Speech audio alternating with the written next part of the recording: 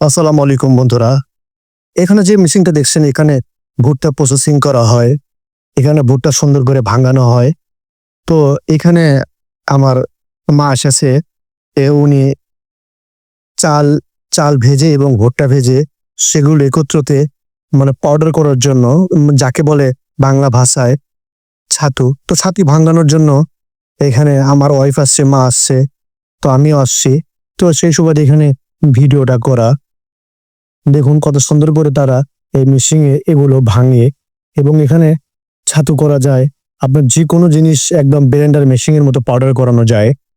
এই দেখুন এখানে আপনার সমস্ত ভুট্টা আনা হয়েছে।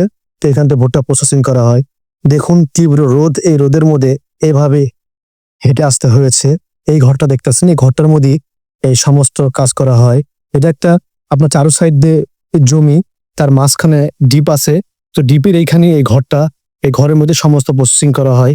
এগুলো যারা গ্রামের মানুষ আছে তারা সবাই মিলে একত্রিত এটা আপনার এই সিস্টেমটা খাটিয়েছে।